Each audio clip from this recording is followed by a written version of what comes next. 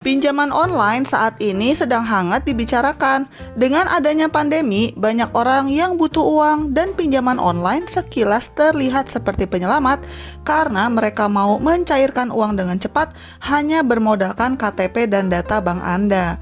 Padahal, pinjaman online itu rata-rata adalah rentenir dengan bunga yang sangat tinggi. Kalau tidak segera dibayar, banyak korban yang mengalami teror, mulai dari ditelepon, didatangi, sampai foto dan video pribadi kita disebarkan ke seluruh nomor kontak di HP kita. Ini dimungkinkan karena biasanya ketika Anda menginstal aplikasi pinjaman online, sebenarnya HP Anda juga dihack, di mana perusahaan peminjam online itu bisa mengakses semua foto, video, nomor kontak, bahkan pembicaraan pribadi Anda dengan siapapun. Bahkan ada beberapa laporan di mana korban yang tidak kuat diteror dan menahan malu bahkan sampai bunuh diri. Nah, di episode kali ini saya akan mencoba membahas beberapa tips untuk melunasi pinjaman online dan bagaimana cara menghindari supaya tidak menjadi korban. Sebelum kita membahas detailnya, jangan lupa untuk subscribe dan like karena channel ini membahas berbagai cara untuk mendapatkan uang tambahan. Buat teman-teman yang tertarik bisnis kuliner, silakan mampir ke channel Bisnis Kuliner karena di sana ada informasi resep dan berbagai tips untuk berjualan makanan dan minuman. Atau buat kalian yang ingin tips kesehatan dan lifestyle, kalian bisa mampir ke channel Smartpedia. Dan kalau teman-teman mau tahu gimana caranya untuk dapat uang tanpa kerja, silakan klik link di deskripsi untuk belajar investasi di Bibit dan masukkan kode ekstra untuk dapat welcome cashback Rp25.000. Ada pilihan syariahnya juga loh. Oke, yuk lanjut lagi nonton videonya. Selamat menonton. Tentunya paling baik ya kalau bisa jangan berhutang, apalagi ke pinjaman online. Tapi kalau sudah kadung terlilit hutang pinjaman online dengan bunga yang sangat tinggi, gimana cara menyelesaikannya? Yang jangan Anda lakukan adalah gali lubang tutup lubang dengan pinjam ke pinjol yang berbeda. Karena yang biasanya orang lakukan adalah misalnya nih, punya utang ke pinjol A, nggak kuat bayar, terus pinjam lagi ke pinjol B untuk bayar ke pinjol A. Kalau kayak gitu jadinya hutang Anda makin gak karu-karuan. Nah, yang seperti ini jangan Anda lakukan. Berikut adalah cara-cara yang lebih disarankan untuk melunasi hutang pinjaman online. Yang pertama, prioritaskan hutang yang berbunga besar dengan tenor yang singkat. Jika kalian memiliki beberapa utang pinjaman online, sebaiknya prioritaskan dulu utang yang memiliki bunga paling besar atau bertenor paling singkat. Cara melunasi hutang ini sangat efektif untuk membantu menyelesaikan permasalahan finansial secara berurutan.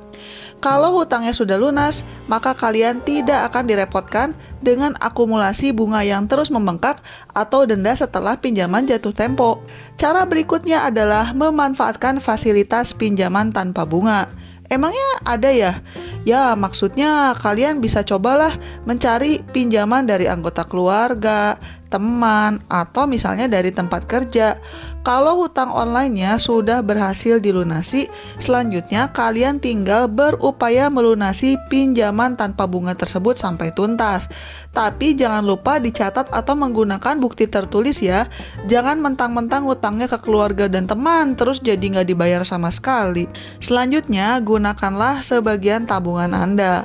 Uang tabungan memang gunanya adalah untuk jaga-jaga kalau ada keperluan yang mendesak. Terutama kalau kalian sudah berkeluarga dan memiliki banyak tanggungan seperti anak, orang tua, anggota keluarga lainnya, dan sebagainya. Tapi daripada terlilit hutang pinjaman online, mending sebagian tabungannya dipakai aja untuk ngelunasin hutangnya itu, supaya bunga pinjamannya tidak berlipat ganda terus-menerus. Kalau utang online-nya sudah dilunasi, kalian jadi lebih leluasa untuk bisa fokus kerja lagi dan menambah pundi-pundi tabungan kalian. Selanjutnya, kalau kalian jadi terlibat hutang online untuk kepentingan keluarga, misalnya karena orang tua sakit atau ada anggota keluarga yang kecelakaan, maka coba deh dirembukin sama keluarga supaya pelunasannya juga bisa bersama-sama. Jangan hanya di pundak kalian doang. Ajaklah kakak, adik, atau saudara dekat lainnya untuk ikut mengumpulkan uang secara kolektif untuk membayar hutang pinjaman online tersebut. Selanjutnya, menjual aset juga merupakan cara yang bisa dipertimbangkan untuk melunasi pinjaman online. Kalau hutang pinjaman online-nya sudah terlalu banyak, sayangnya salah satu yang harus kalian pertimbangkan adalah untuk menjual aset, misalnya rumah, tanah, emas, mobil, deposito, dan sebagainya. Pokoknya daripada hidup kelihatan dari luarnya keren tapi banyak utang, mending hidup sederhana aja deh tapi nggak punya hutang. Saran saya, jangan tunggu sampai udah kepepet banget. Soalnya ada beberapa jenis aset yang menjualnya butuh waktu lama. Misalnya kayak jual rumah atau tanah, itu biasanya nggak bisa cepat, bisa berbulan-bulan baru laku. Selanjutnya, menjalankan pekerjaan atau bisnis sampingan. Pelunasan utang online biasanya menjadi terhambat karena penghasilan yang pas-pasan dan uangnya sudah keburu dipakai untuk kebutuhan sehari-hari. Makanya, salah satu jalan keluarnya adalah dengan meningkatkan jumlah penghasilan. Misalnya, dengan menjalankan pekerjaan atau bisnis sampingan. Jadinya, ada pemasukan ekstra di atas gaji atau pemasukan rutin kalian. Kalau teman-teman ada yang mikir, lah, ini banyak utang, modal bisnisnya dari mana? Ya cari dong pekerjaan sampingan yang tidak butuh modal. Misalnya aja jadi dropshipper alias menjualkan barang dagangan orang lain yang kemudian kalian ambil keuntungan dari selisih harganya. Atau misalnya bikin konten YouTube nih kayak yang kalian tonton di channel ini. Ini saya bikin kayak gini juga dapat uang loh. Padahal saya tinggal pakai gambar-gambar yang free license dan modal rajin doang. Dan masih ada banyak cara lain untuk menghasilkan uang meskipun kalian tidak memiliki modal. Silakan klik link di pojok kanan atas atau di deskripsi kalau kalian ingin mendapatkan penjelasan yang lebih lanjut. Selanjutnya, membayar pinjaman dengan biaya minimal. Beberapa platform penyedia pinjaman online menyediakan opsi pembayaran pinjaman dengan biaya minimal sehingga jumlahnya lebih kecil daripada cicilan wajib. Misalnya, kalian bisa membayar biaya minimal sebesar Rp400.000 meskipun kewajiban cicilan yang harus kalian bayarkan adalah Rp700.000 per bulan. Nanti kalau kalian punya sisa uang, jangan lupa melunasi utang pinjaman online-nya tepat waktu dan jangan tergoda lagi untuk membayar biaya minimal secara terus-menerus. Ya, memang repot sih kalau terlilit utang pinjaman online. Makanya yang paling baik ya jangan berutang dari awal. Kita harus bisa membedakan kebutuhannya itu konsumtif atau memang asli mendesak. Contoh kebutuhan konsumtif itu misalnya ya, pengen punya HP baru, sepatu baru, baju baru, dan sebagainya.